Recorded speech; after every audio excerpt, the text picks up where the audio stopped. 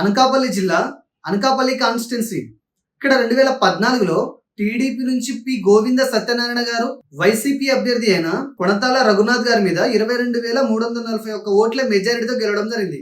Final గా ఇక్కడ ఈ సీట్ ని టీడీపీ కైవసం చేసుకోవడం జరిగింది.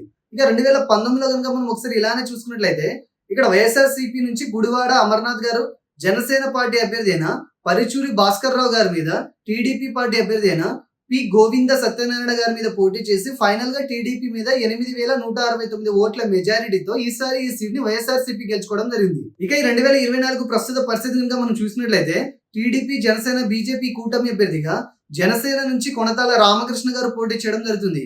ఇక వైఎస్ఆర్సీపీ నుంచి మలసాల భరత్ గారు పోటీ చేయడం జరుగుతుంది.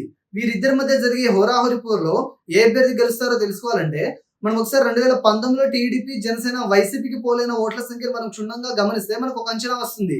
2019లో ఇక్కడ విడివిడిగా టీడీపీకి, జనసేనకి పోలైన ఓట్ల సంఖ్యను ఒకసారి కనుక మనం కలిపి చూసుకున్నట్లయితే సుమారుగా 77,000 పైచిలకు ఓట్లను రెండు పార్టీలు కలిసి గెలుచుకోగలిగాయి. ఇక్కడ వైసీపీకి 73,000 పైచిలకు ఓట్లు రావడం జరిగింది. అంటే 2019లో టీడీపీ, జనసేన కలిసి ఇక్కడ పోటీ చేసి ఉంటుంటే ఖచ్చితంగా 4,000 మెజారిటీతో అయినా ఈ సీట్ ని కూటమి దక్కించుకుని ఉండేదేమో అనిపిస్తుంది.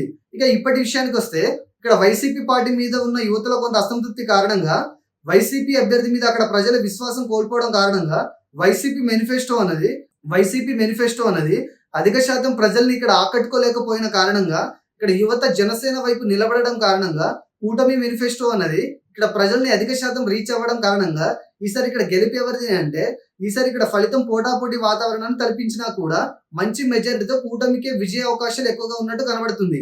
ఈ అంచనాన్ని పక్కన పెట్టి కొన్ని ముఖ్య సర్వేలను పరిశీలించి చూడగా కూడా ఇక్కడ కూటమి అభ్యర్థిగా విజయం దక్కే అవకాశం ఎక్కువగా కనబడుతుంది.